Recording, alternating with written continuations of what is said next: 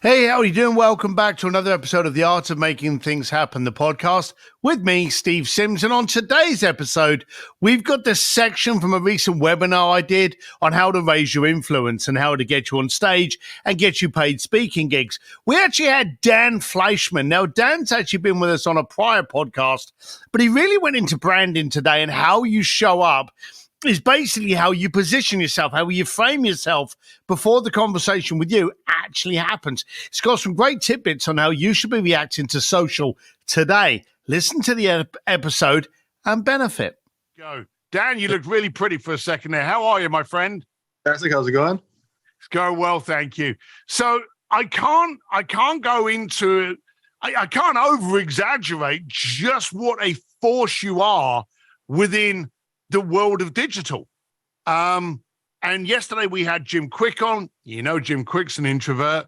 Yourself, I think it's pretty comfortable to say that you're in that spectrum as well. When did you notice that, hey, we need to really concentrate on how we show up socially and digitally? So I first started the social media agency exactly 10 years ago. And I just saw that the attention was there. People were tweeting. This was like, we first started doing posts like 11, 12 years ago when people were starting to tweet. And Instagram was just kind of getting around and MySpace was there, but nobody was really caring about Facebook. Like the platforms were there, but it wasn't like a big thing. And then I saw a big turning point. I saw brands asking me, or companies I invested asking me if they could have an influencer, which the word wasn't really there yet, to post about their product, brand, or service. And after I did a few posts and I saw, wow, this person just got 100,000 views for $500. They got 1 million views for like $2,000. I was like, holy, like, think about how much a magazine costs, a billboard costs, a TV ad costs, radio spot costs. It was mind blowing. And so then I started getting bigger budgets, 50 grand, 100 grand, 500 grand, but companies started giving me real money to start spending. And I just saw the eyeballs, how fast it was. And that was the turning point, realizing that everyone needs a personal brand. I started realizing that some of the brands that were giving us money, they were handing us $100,000 type budgets. And within a week, the whole campaign was done. But they're asking for influencers that only had 20,000 followers, 10,000 followers, 50,000 followers, called micro-influencers. And that's when I really, really, really realized everyone needs a personal brand, because companies will spend money with someone that has 11,000 followers. So why are people frightened of doing it? Now, you have worked with some of the biggest biggest influencers and rock stars, movie stars, real life stars, reality shows. But why still, even with all that proof, do you feel that the person that's got a business is still so petrified to be on social? So there's a famous quote from Henry Ford. And he said, if I would ask the people what they wanted, they would have said faster horses instead of him building Ford cars. And I just think that we're still in this phase that the last few years, people are starting to finally realize, like, wow, I really should get my brand on social media. But most people don't want to evolve. And Henry Ford proved that fact, that people just didn't want to get into a car. They don't, And I think that now people are starting to realize that they have to get into the car. And I think evolution and the way social media is and the way that the media is, how fast information is spreading, people are starting to realize it. But most importantly, as you're sitting listening to us, Steve and I talk about social media, and you might have reservations, let me clear something up real quick. Facebook, Instagram, LinkedIn, TikTok, Snapchat, YouTube, all 6 of the major companies that are out there are free, free, free, free, free, and free. So you have no excuse there. If you think you need a fancy camera, you get 400 to 600% more engagement by posting like this, like with your phone, than a fancy videographer with editing and fireworks and splashing, closed captioning. You will get way more ROI, way more conversion, because people will trust you if you just use your phone. So you have a fancy camera in your pocket 24 hours a day, right next to you, within an arm's reach at all times. So you have no excuse there either. So it's free to do. You already have the cell phone. You already know what you're talking about, because you're only posting about your business, career, passion, hobby, family, life, traveling, things you already do anyways. My goal in the next 20, 30 minutes with Steve is to remove the fears and mental blocks that you have, because in reality, you don't have any. None of it costs you anything. You don't have to change any time frame, and you already have the camera in your pocket. So, okay, so that you're right. The cameras that we've got in our pockets now are better than any resolution that Hollywood had like 12 years ago. You know, It's just we're on 4 and I think even 8K on certain of these beasts now. So it's incredible. And we do like, I think that's one of the highlights you made there, which I really, really like, is people don't trust when things are too perfect. So when it's the handheld and there's a little bit of wind noise and maybe a little bit of shake and stuff like that, they can go, well, that's how I shoot my videos. Therefore, this may be a real person. I remember one of the big turning points in Hollywood was the Blair Witch Project. The whole movie had been shot like it was bad iPhones, and it made it relatable, and that's what made it terrifying because it was more real. And again, you look at 9/11 and the horrible action, the footage we see from that. And then you look at a Hollywood movie, how things, and they're very, very different between, over perfected and real life. And the real life is still relatable. So we were talking yesterday about a lot of people focus on their hairdo rather than their impact. How valuable is being imperfect in what you post? So keep this in mind. If you take any notes today, write this down. Perfect is not relatable because nobody's perfect. And so when you see, let's just use Kylie Jenner, when she's all decked out, makeup, looking photoshopped, fancy photographer, videographer, etc., look at that post and then look at a post of her holding her baby and she doesn't have makeup on. When I say the engagement is 600 to 1,000% higher, I'd be underestimating. It's so much higher because them holding the baby, Kylie holding the baby, is much more relatable than her being perfect and photoshopped. And so I can use another example real quick. Let's say a mother was holding the child inside of one of those the high chairs and has a perfect bowl of cereal, and the kid is holding the spoon, and the mom is smiling next to the perfect baby holding the spoon. And then the other picture is a baby in the high chair, and the cereal's knocked over, the spoon's on the floor, and the mom's like this. Which one's going to do better engagement? That's real life. Nobody has the perfect baby that holds the spoon perfectly and smiles for the camera. You can't even get a baby to look at the camera. So the concept is showing people what's relatable will create more of an emotional attachment, and people will actually believe what you're posting. Have they missed the window? Is the social boom gone? Have they missed it? No, not even a little bit. There's not a ton of new platforms that are going to come out. There's hundreds of social media platforms come out, only half a dozen matter. But just like in every category, you can only name, 7 or 8 car companies that you really like. You can only name 3 or 4 credit card companies. You can only name certain banks. You can name 4 or 5 main banks. Like there's always like the cream of the crop that becomes the big thing. So there's really only half a dozen social media platforms that matter. However, every single day of the week, I'm seeing new stars get famous. I'll give you quick examples.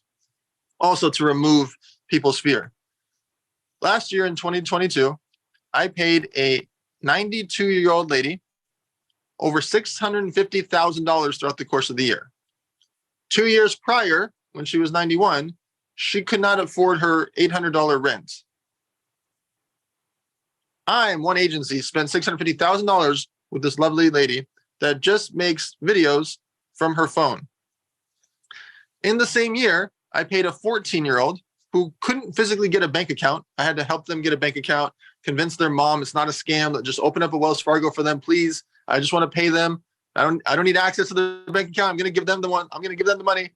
That kid now averages almost $1.5 million. So a 15-year-old and a 93-year-old can both make money from their cell phone. Both of them do not have videographers. Both of them do it from their phone. And both of them are talking kind of nonsense. Like they're just talking stuff. Like it's not like they're not experts. This person got through their life for 91 years and didn't have any money. Like they just talked about things that they like. They talked about silly things. And now they're both making a lot of money. And those are not some random extreme examples. I could take up the next 4 hours and walk you through 22-year-old this, 76-year-old person for this, for construction. Like I have a 76-year-old person that just does construction videos that's averaging 2 to 4 million views of video. Think about this for a second. 1 year ago, they didn't have social media. They literally didn't have it. They're just an old school construction guy. And now they're getting 2 to 4 million views talking about construction and making like barns into condominiums and silly stuff like that. So there is no excuse when it comes to this stuff. You don't have to be an expert in something. You have your camera inside your pocket. Like as you're walking through, I'm hoping to remove a lot of your reservations today because Steve's asking really good questions about the reality of the mindset of what social media is. Yeah, a lot of people are scared, and they're right. They're scared that a lot of social media is made up of people spouting stuff that doesn't matter, but it just looks good. You know, celebrities showing pictures of their babies, or, you know, models showing off their bikinis and stuff like that. Or TikTok, when it erupted with it was just literally teenage girls dancing, and they're like, oh, that's not for me. But people don't understand how paramount it is for business. And we run a challenge earlier on, and I said to everyone, Google yourself. But Google's going to show a website. Yet more people check out somebody's social now to validate who they are, what they stand for, and what they're into. So what's more important, focusing on how good your website is, or focusing on the right tonality and messaging from your social? So when it comes to your personal brand and your business brand, I'm always going to say both and everything. You need this word. It's called omnipresence. Yep. You need to have a good looking website, but this is not 2008 anymore. You don't need to spend $30,000 on a website. For $300 to $2,000, you can get a really fancy website. And really, if you go to Fiverr or get, you know, interns and college kids, they'll make you a website for $500, $1,000. Honestly, you can make a video, you can make a website yourself nowadays because the platforms are really easy to do this stuff. However, once you've done that, there's not much you need to change except updating, you know, some content here and there. It's really unlikely you're going to have to do very active things in your website. I don't go to my website very often. I go update it once every 6 to 12 months, and I do very small updates. On your social, all of it's free. You couldn't spend money on Facebook, Twitter, Instagram, LinkedIn if you wanted to outside of running ads. And so there's no cost to you doing it, but you want to do all of it. And here's why. You don't know where Steve Sims lives in social media, meaning you don't know if he enjoys Twitter, or does he like Facebook? Is he on YouTube for 2 hours a night? Does he like to scroll through Instagram? You don't know. And so you want to be on all the platforms because Steve Sims in this example is your potential customer, potential investor, potential partner, potential client, potential friend, etc. And so if you're not tweeting, or you're not on Instagram, or you're not on Facebook, and Steve's scrolling through and you're a real estate agent, what if Steve wants to buy a fourplex from you, but doesn't ever see you? What if Steve wants to hire you as a personal trainer, or hire you as a chef, or hire you as an accountant, or a lawyer, or a doctor, whatever profession you're in, but he never sees you because you don't want to tweet, or you don't want to Facebook, or you don't want to Instagram? Think about the clients that you can get, the partnerships you can get, the investors you can get, all the things that can happen if you're just out there consistently on social media without having a big brand, just out there posting. Now that leads us into a beautiful question, and David Lee Jensen was just asking what's the best platform to be on, and I think we know the answer, all of them, because you've just said be on them all, because you don't know where someone's going to look for you. Yep. So that's one thing. So you've got to be everywhere. But there's the people that are actually asking, are there bad platforms? Should they not be on TikTok? Is there platforms to avoid? So it doesn't hurt to be on any of the major platforms outside of the political ones. There's 2 political ones that have gotten quite large, but there's a lot of chaos on those. And there's no business happening there, and it's very polarizing content. And both those platforms are probably going to get deleted or removed. TikTok is likely to get blocked in America. We don't really know yet. The only way for them to get around it is if someone like Facebook acquired them, or a large company acquired them and re-domiciled their assets and their back-end network here in America. And so I know there's companies that are interested in doing that. I don't know exactly what's going to happen. There's a lot of pressure right now on the government to remove TikTok. However, it doesn't mean if you could get on there and get some eyeballs for 1 week, 1 month, or 1 year, doesn't hurt because it's free. And here's one more thing. When we talk about the half a dozen main platforms, you can make your content for one main platform that you like. So if you enjoy Instagram, or you enjoy Facebook, or you enjoy LinkedIn, you enjoy that one main platform, make your content for that. And then this is the next word, repurposing. So you make your content for Instagram and then repurpose that exact same video that exact same caption, and you just post it on the other platforms. And here's the thing. Nobody cares if you post it on Instagram, Facebook, YouTube. Like, if you can be on all the platforms, and nobody's going to care if you post on multiple platforms. And if Steve and I both follow you, and we both follow you on 2 or 3 different platforms, and we see your same content, 2 or 3 different platforms, guess what? It's perfectly fine. We can scroll right by, or it might be the first time we saw it because the algorithm didn't show us to us on the other platforms. So just make your content for one main platform and then repurpose it onto the other ones. We were talking about consistency of brand before you came on. And there are rumors that we've heard for years that, oh, you've got to post this on Facebook because that's where all your friends are. But on LinkedIn, you've got to do this. Oh, no, if you're on TikTok. And they basically argue what you've just said about repurposing. For those people that have decided to be different on LinkedIn as they are on, say, Twitter, what do you answer there? So the only platform that needs business-related content is LinkedIn. YouTube, Instagram, Facebook, TikTok, all the other platforms can be the exact same content. LinkedIn can still be the same content, but you wouldn't post your puppies or basketball. You're not going to post those things on LinkedIn. So you just wouldn't post certain content on LinkedIn. But outside of that, all the other platforms, I do it every day, literally every day, either at 9 a.m. or 5 p.m. You're going to see my posts go up on Instagram, LinkedIn, TikTok, Facebook at the exact same time. And so for the people that are arguing about it, the only blunt way to say it is I've done more paid posts than anyone in history. I spend more money than anyone on the planet on social media. It's not a joke or a theory. Like, I did 110,000 paid posts just last year. I understand and I live and breathe what people do when they see content. Because a lot of the captions I write for Kylie Jenner, Kim Kardashian, the local fitness influencer with 10,000 followers, I write the caption that they copy and paste to each other to make their content. And the common theme across the board is people like to see things that are relatable to them. People will share it with people that it's relatable to. So meaning, I'm never going to share something to Steve that isn't relatable to him. So if Steve likes basketball, I might send him basketball videos. If I don't know that Steve likes basketball, I'm never going to share him basketball videos. Why does that matter to you? If you have a basketball company, I'm only going to share it with your relevant customers. I'm never going to share it with random people. So you're going to have your 400 followers, when they share your content, are going to share it exactly with your target audience. And that's where social media gets really interesting for businesses, is that people will forward to their friends this restaurant, forward to those friends this accountant or this lawyer. Oh, you need a heart surgeon? I've been following this heart surgeon on Instagram. Boom. And they forward it. They're never going to forward a heart surgeon to someone that doesn't need a heart surgeon. And so social media is fantastic in that sense for businesses, is that your customers and clients might not be your actual followers, but they will forward it to your exact potential clients. Now, I also got one here about, and this is a technical or tactical question, should I ask him? For a start, Dan Fleyshman, you got to check this guy out, follow him. Absolutely loving the work you're doing with the farm, but it's not really a farm.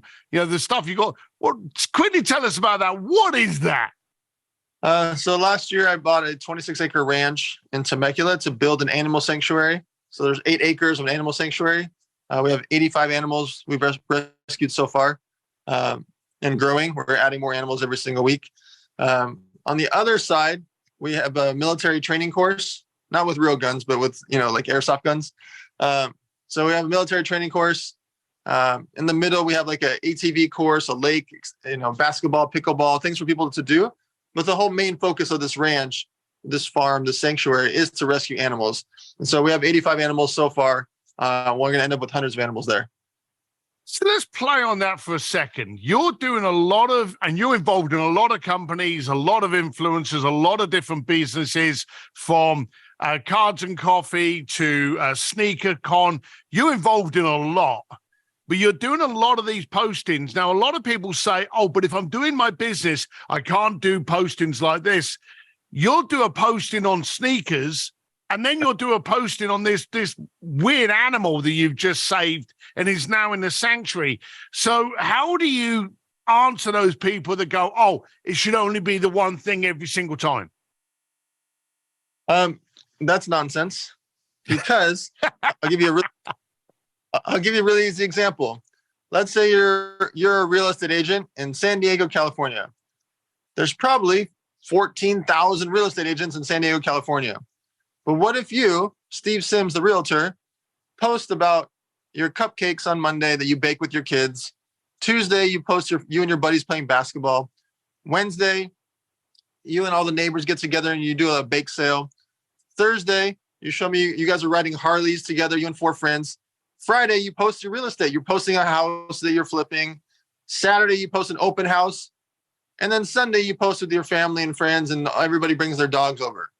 On Monday, when someone says, I need a realtor in San Diego, who am I going to think about?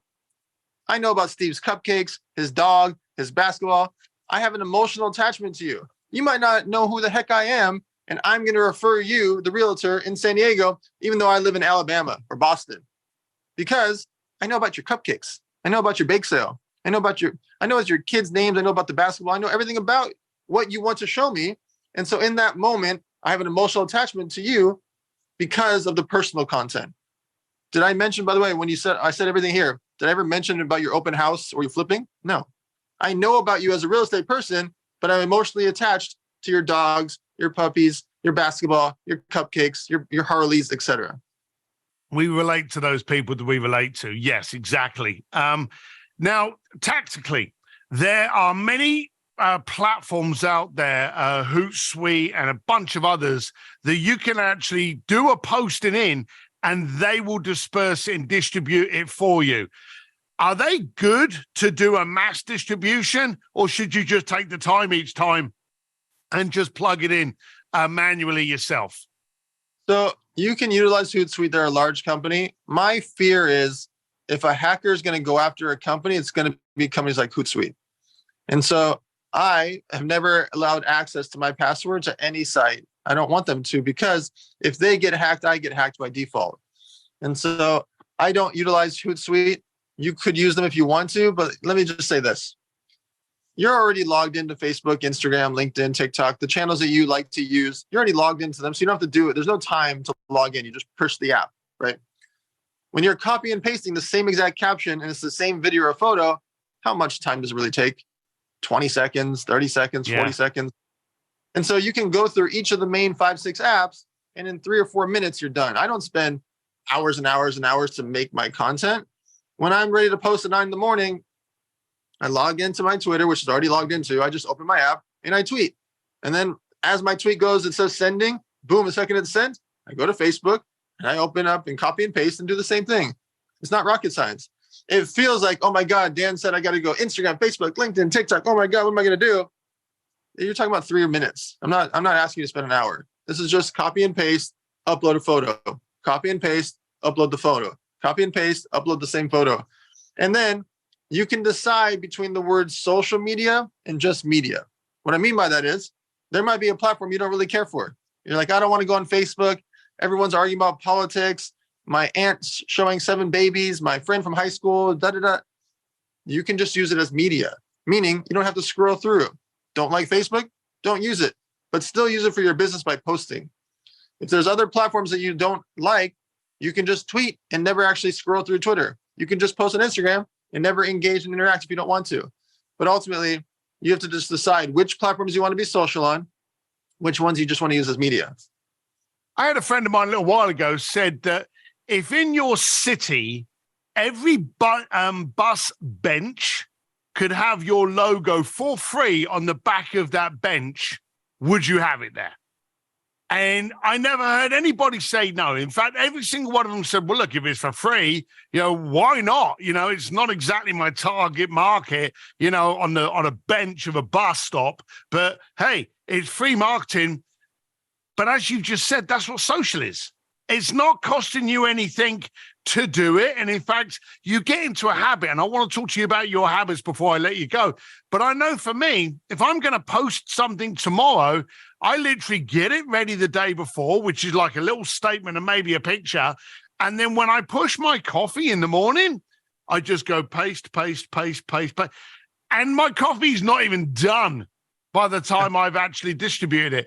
But you actually came out with 9 and 5. Are there specific times that you think are valuable for you to market out? Yeah, here's the big secret when it comes to social media of when you should post. Ready? Only post when people are awake. If you post anytime between 8 a.m. and 8 p.m. and people are awake, you're going to be just fine. Because you don't know if they're driving the car or they're at their college or they're at work or they're with their significant other or they're busy with their kid. You don't know what time they are throughout the day. All you really care about is if a tree falls in the forest and no one's around to hear it, you just want to post when people are awake. And oftentimes I see people posting at 1 a.m. because they can't sleep. Nobody's going to see your content because everyone else is sleeping. So the main trick really is 8 a.m. to 8 p.m. local time to you. You're going to want to do that. If you start to get to 9 p.m., 10 p.m., 11 p.m., just keep in mind, if the East Coast followers, it's 1 or 2 in the morning, they're asleep. Your international followers, they're asleep. You just want to post. Really, I post at 9 a.m. to 5 p.m. just because I like those midday hours.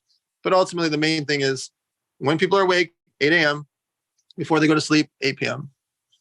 So when your market is awake. So if you're dealing with Australians, make sure they're awake. If you're dealing with Californians, do the same there. We've only got a couple of minutes, but I want to ask you, what do you think is going to be changing over the next few years? So the algorithm is tough, and the algorithm changes quite often. And so the algorithm rewards one main thing, engagement. If the algorithm sees that people are liking and commenting, it will show more people. So you want to make content for other people that are watching, not for your own ego. So this is really important, and I think people are going to start to realize it more and more. If you provide value, and value can be teaching them something, showing your followers something interesting in your career, business, or hobby or passion, showing them something that's relatable, or showing them something that's relevant in the times. If you're teaching them something or making them laugh, they're going to share your content. Ultimately, you're going to see the platforms continue to grow the same way. They're going to control the algorithms. They're going to control the reach. We can't do anything about it besides make better and better content. Now, that is not to put fear into you, because again, there still won't be any cost to it. I think what we have to watch out for is whenever a new platform comes up and has new features like TikTok did, the other apps are just going to copy it and make it better. Remember Snapchat? Neither do I. Instagram made Instagram stories, and now Snapchat doesn't really matter. So you're going to see companies evolve, and anybody that pops up, Facebook is just going to buy them or copy them. And so as we watch over the next few years, all you have to do to adapt with the times is just making content on a consistent basis. And keep it real, relatable, and don't overthink it. So we don't need the $20,000 Sony camera set up. We just need, I remember seeing, and you know all of these people, but I was in Puerto Rico with Gary Vee, and D-Rock was there.